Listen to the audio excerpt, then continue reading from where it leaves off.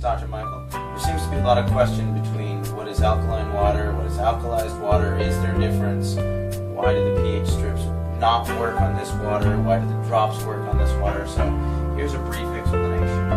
The question becomes, what is the difference between alkaline water and versus alkalized water? The short answer for this question is this is a chemical change, this is an electrical change.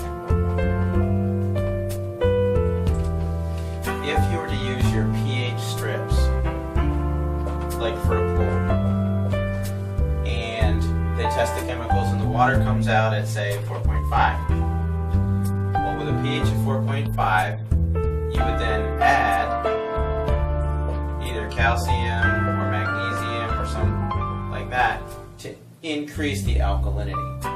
What the pH strips, if you will, are looking for is they're actually known as chem strips, which means they're looking for a chemical composition change. If you take the water from the SD501 and you use a pH strip, your before and after will be the same. If you take any type of table water, whatever other machines, and you're getting a change in the chem strips, it means that you've added the calcium and magnesium, and now you get an 8.5 water because of the chemical change in the water. That is therefore by definition to be truly alkaline water by all scientific standards that we use today. However, when you start to compare this to alkalized water, what's going on is there's an electrolysis process, and basically it's shocking the water.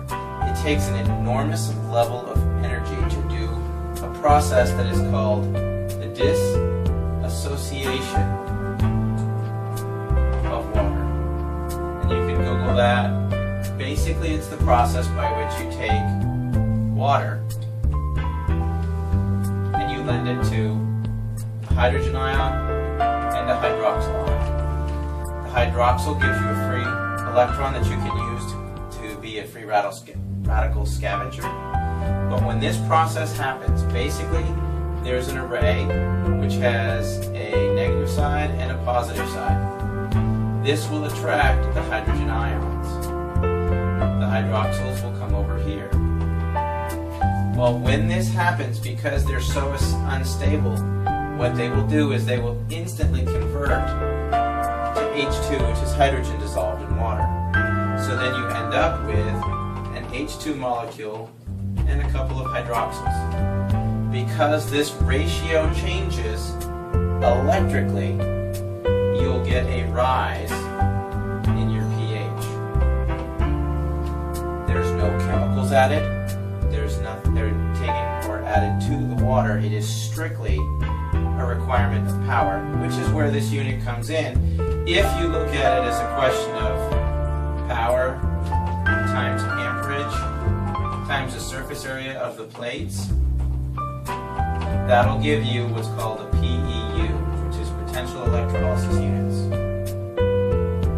If you take 230 watts times 2.5 amps times 466 square inches, you get a PEU of 267,950 from an SD501. I recommend, if you want to look and compare these other units and what they're trying to do, Alkaline Water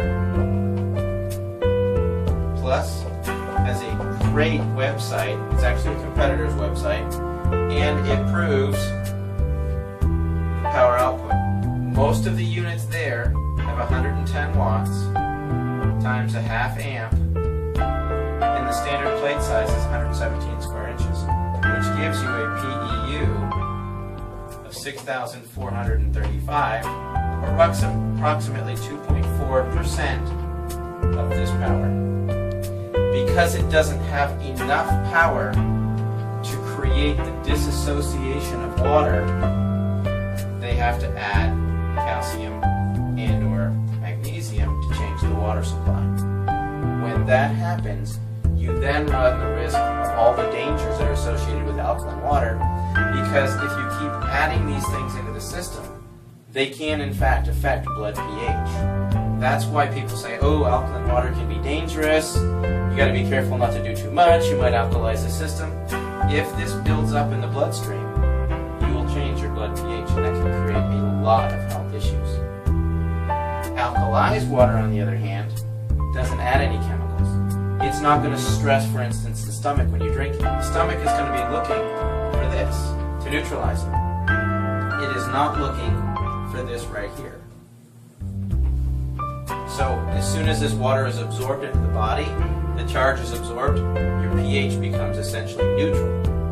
The hydroxyl ions will continue to go through the aquaporin, and that will flush out the toxins within the cell, so you'll get an alteration of the intracellular pH, which is removing cellular metabolic byproducts such as urea, ammonia, CO2, things like that. So that's the essential difference between alkaline and alkalized water.